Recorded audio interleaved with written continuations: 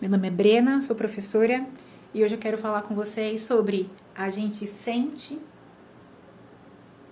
e não sabe o nome. Capitães da Areia. Capitães da Areia é um livro escrito pelo Jorge Amado e este aqui é Jorge Amado. Eu gosto de mostrar a foto porque eu me lembro que na época da escola os professores falavam os nomes dos autores e eu ficava tipo...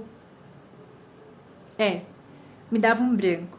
Porque eu não tinha nenhuma referência para imaginar um rosto de alguém que escreveu um livro. Sim, esse tipo de coisa acontece. É importante a gente ter alguma referência, por isso eu coloco a imagem aqui. Por exemplo, se eu falo a palavra árvore, você vai imaginar uma árvore, porque você já viu uma árvore, mas provavelmente é diferente desta. O seu referencial de árvore é diferente do meu. E criar algum tipo de referencial é importante para que a gente consiga imaginar. Mas, voltando, eu comecei a ler o livro porque eu ganhei ele de presente e também porque Jorge Amado, sendo um autor brasileiro e eu sendo uma professora, eu acho que eu deveria conhecer um pouco mais sobre ele. E comecei a ler. Meio que assim, tá, vou ler. E de repente, no meio do livro já tava... My precious. E o que me levou a ver esse livro como algo precioso foi especialmente a presença do tema sentimento. Mas não se fala do tema sentimento, mas eu senti que tinha esse tema. Senti que tinha um tema sobre sentimento. Faz sentido? Bora lá, vai continuando. E o sentimento, especialmente assim que eu percebi que tinha no livro, era um sentimento que a gente tem falado muito hoje em dia, que é a empatia. Pausa para a definição.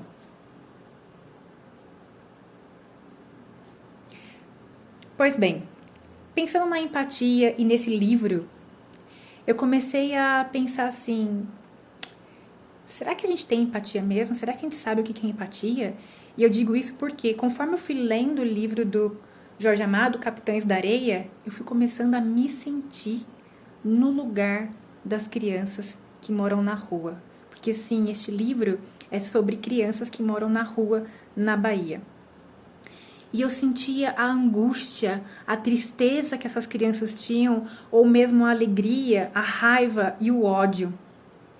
E esses são os sentimentos que aparecem mais no livro. São duais. Por um lado é o sentimento bom, por outro lado é o sentimento ruim. Sendo que no bom está definido muito como alegria. E o ruim está definido muito como ódio, raiva. Mas a gente percebe que existem outros sentimentos. Só que os próprios personagens, de alguma forma, eles não sabem dar nomes a esses sentimentos, porque eles não conhecem. A história de vida desses personagens fez com que eles não tivessem a oportunidade de conhecer várias coisas da vida, inclusive os sentimentos. E isso me chamou a atenção porque, hoje em dia, em algumas escolas, como na escola que eu trabalho, nós temos uma disciplina chamada Projeto de Vida. Sou professora dessa disciplina também, e a gente acaba desenvolvendo um pouco desse lado socioemocional da criança. Mas até então, quando que a gente ouvia falar disso de um aspecto escolar? E na nossa casa, como que a gente aprendia os sentimentos?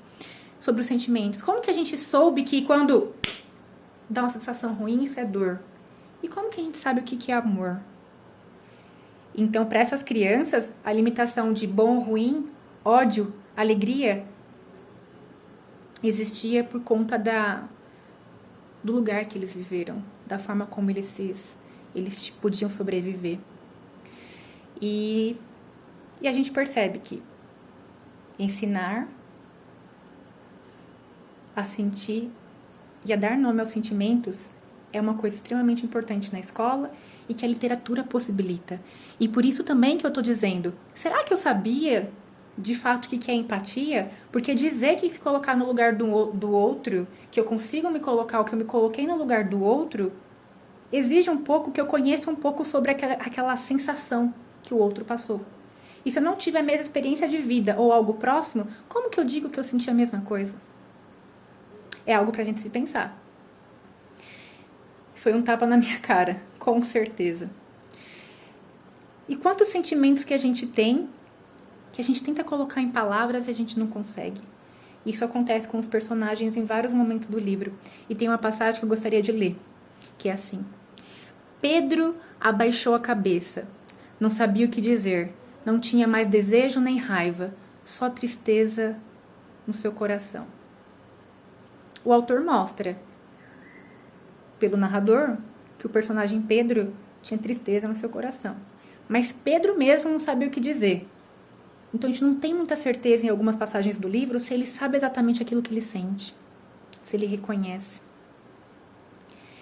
E para ilustrar, para mostrar também aquela parte que eu falei sobre o amor, que também a gente precisa aprender sobre o amor, isso fica claro no livro, nessa parte. Esse trecho do livro. Eu tenho um livro aqui, só que eu acabei copiando as partes. Essa daqui. Mesmo não sabendo que era amor, sentiam que era bom. O autor mostra pra gente, o narrador mostra. Eles não sabem o que é amor. Ninguém ensinou o que é amor. Então eles definiam aquela sensação boa como aquilo que eu falei pra vocês. O bom era a sensação boa. Essa era a limitação dos sentimentos que eles tinham. E justamente por conta da condição de vida dos meninos. E o Jorge Amado faz tudo isso, faz a gente se colocar no lugar das crianças, faz se colocar no lugar de um morador de rua na sua própria casa, sem fazer sermão. Ele não dá um sermão pra gente. Ele vai contando a história. Você vai vivenciando a história junto com o autor, com o narrador. E por falar em sermão, nesse livro tem um padre, um dos personagens é padre. E esse padre tenta ajudar essas crianças que moram na rua. E tem uma passagem que é bem importante de ser citada, ainda mais no contexto atual, que é a seguinte: o padre tenta ajudar várias vezes as crianças e algumas vezes ele é punido por conta disso. E chega um momento que o superior do padre diz assim: cale-se. Quem ouvisse falar diria que é um comunista que está falando. E não é difícil.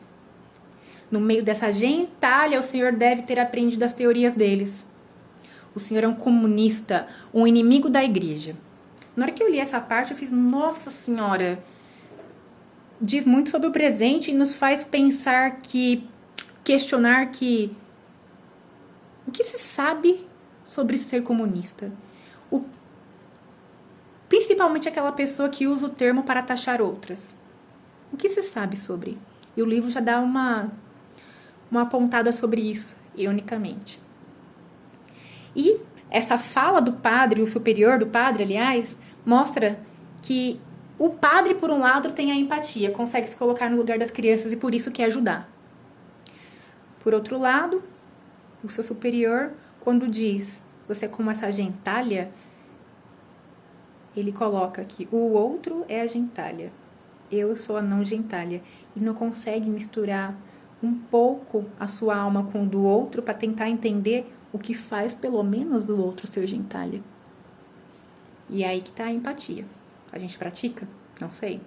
Vamos pensar. Eu estou pensando até agora sobre isso. E ainda bem que tem a literatura, porque a literatura é uma das formas de fazer com que a gente de fato exercite a empatia. Como é o livro Capitães da Areia. Conforme você vai lendo, esse autor em específico e alguns outros têm uma habilidade de fazer com que a gente se coloque no lugar do outro.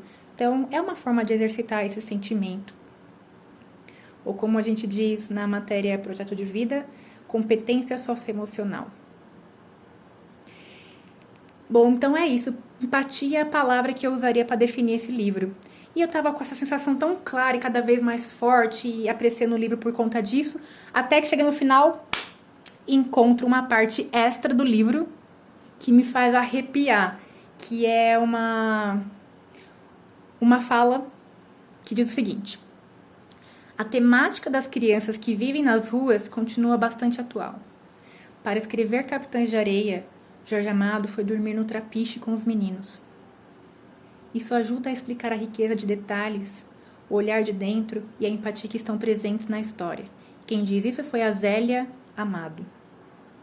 O autor, ele foi morar, dormir com as crianças para tentar sentir, como eu disse lá no início do vídeo, um pouco do que eles passam para assim conseguir escrever.